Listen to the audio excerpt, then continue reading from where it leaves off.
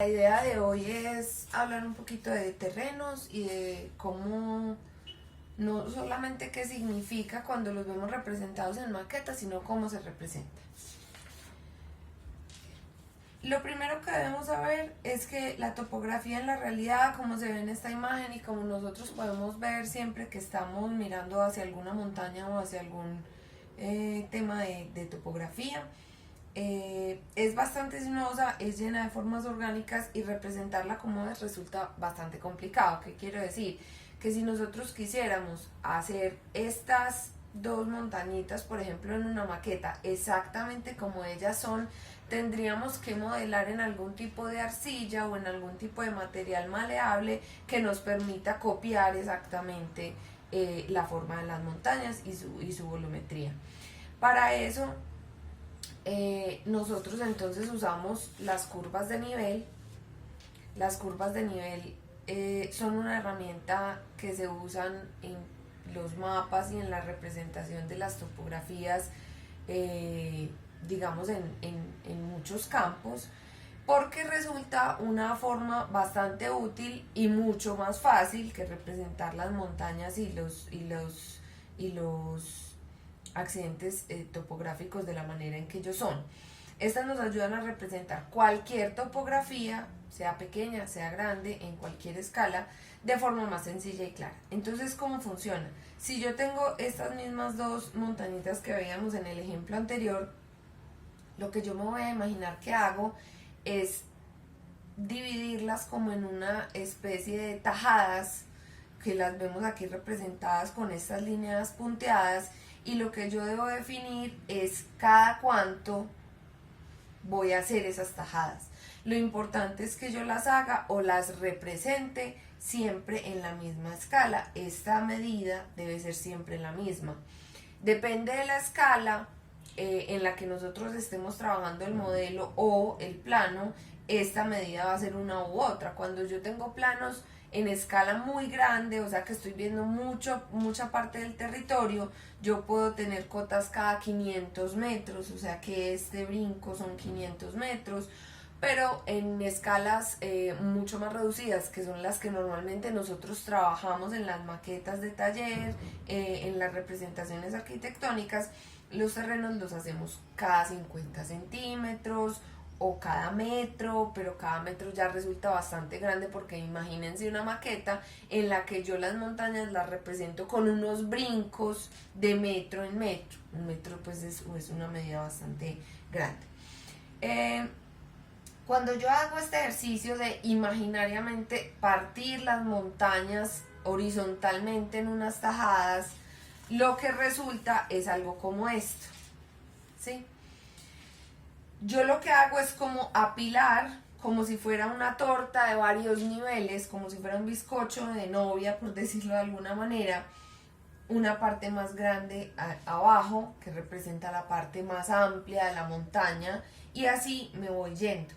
Como ven, como les dije aquí, dependiendo de este brinco cada cuánto es, o este corte cada cuánto es, estas montañas van a tener un nivel de detalle u otro. Vamos a ver un ejemplo distinto. Aquí las hice con un nivel de detalle mayor, y esta medida que en este ejemplo era X, aquí digamos que es la mitad, se ve mucho más detallado, y si lo comparamos con la inicial, se ve mucho más cercano a la realidad. Este ejemplo, que es con las cotas o estos cortes hechos cada menos distancia, más pequeños que este, que si bien todavía conserva la geometría del ejemplo inicial, pues es un poquito más esquemático. Y entonces imaginémonos en el caso de ustedes haciendo un terreno, cómo emplazar un edificio acá con estos escalones tan grandes. Sería mucho más fácil emplazar un edificio acá, y sería incluso más cercano a la realidad cómo va a ser mi relación de la edificación con el terreno, mientras yo más detalle tenga en las cotas. ¿Esto de qué va a depender? De la escala, ya lo dijimos, del material que yo tenga. Yo tengo que calcular esta dimensión, cuánto es en mi maqueta, dependiendo de la escala en la que yo esté trabajando, para saber si yo aquí necesito poner un cartón de 2 milímetros o si yo necesito poner un cartón de 4 milímetros, o si definitivamente eso ya se me subió a 1 centímetro y me estoy viendo un poquito embalado para construir las cotas. Entonces va a depender de la escala, va a depender del material, va a depender del tamaño de la maqueta, y todas esas decisiones obviamente debo hacerlas previo a la construcción de la maqueta. Una vez yo entiendo cómo funciona esto en 3 dimensiones, puedo mirar cómo se representa en planta. Este dibujo corresponde a esta maqueta, ¿sí? Si yo fuera a hacer el dibujo de esta representación tridimensional, yo tendría que tener muchas más líneas, porque si ustedes se fijan, este dibujo es este visto desde encima. Entonces, si yo soy capaz de dibujar estos contornos que están aquí, este es el primero, este es el segundo, que está aquí, este es el tercero, que está aquí, este es el cuarto, que está aquí, y esta bolita pequeña es esta, que significa que es un piquito así respingado, y aquí están las 3 de la otra montañita. Entonces yo ya puedo empezar a entender cómo funciona en planta, o cómo se representa en planta lo que estoy viendo o lo que necesito representar en 3 dimensiones. Aquí hay una cosa importante, y es que normalmente las curvas de nivel o las cotas tienen que marcarse con lo que les estaba hablando ahorita de la altura, ¿sí? Yo tengo que definir cuál es la cota 0. En este ejemplo vamos a ponerlo 0.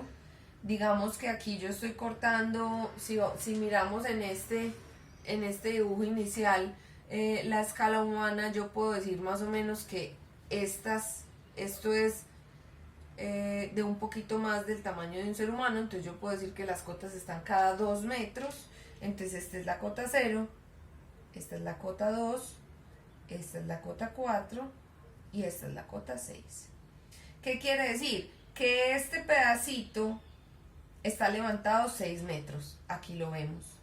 Que este pedacito está levantado 4 metros, aquí lo vemos. Y que este pedazo, que es más grande, está levantado 2 metros, aquí lo vemos. Continúo por aquí en la otra base de la montaña.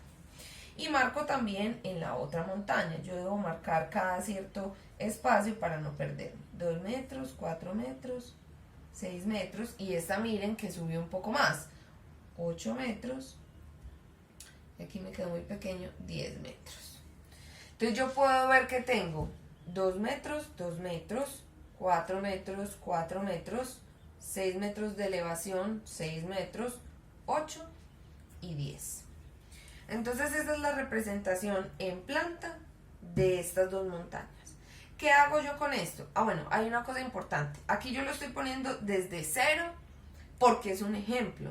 Sin embargo, normalmente los planos que nos vamos a encontrar de la topografía, por ejemplo, de la ciudad de Medellín, ustedes van a ver que al pie de las cotas van a tener números como 1560. 1570. ¿Eso qué quiere decir? Que las cotas, además de decirme la geometría de la montaña, me están diciendo a qué altura sobre el nivel del mar están. Entonces yo no solo puedo identificar la geometría y la volumetría de la montaña, sino que me puedo identificar, digamos que me puedo georreferenciar para saber eso más o menos dónde está ubicado. Teniendo esto en cuenta, vamos a ver entonces algunos ejemplos sencillos de representaciones en planta de algunas topografías. Una montañita sencilla, pero miren que tiene una característica, y ella está tendida como hacia la izquierda, y aquí lo podemos ver. Si ustedes miran, las curvas de nivel están mucho más juntas a este lado y mucho más separadas a este lado, lo que quiere decir que aquí suben mucho más rápido las escalitas, van aumentando mucho más seguido, en cambio acá se demoran para hacer como el ascenso. Aquí lo vemos.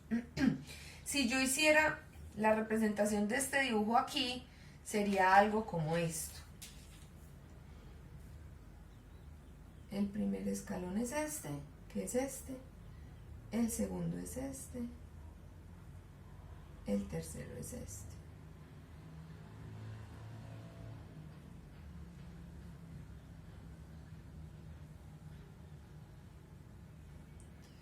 Y si logran ver, aquí los escalones o las cotas están mucho más separadas, igual que acá, y en cambio aquí están mucho más juntas, igual que acá. Esta es como la representación de este dibujo en lo que sería en la realidad esta montañita. Y lo mismo los otros tres. Yo tengo, por ejemplo, acá dos cerritos, uno más alto que el otro. ¿Por qué lo puedo ver? Porque este tiene una cota más que el otro. Este es otra montañita, pero centrada. Esta montaña está tirada hacia la izquierda, esta es un poquito más centrada. Y esta, perdón, es por ejemplo una meseta. Es un terreno con una inclinación muy leve, que si hacemos el ejercicio que hicimos al principio sería algo como esto.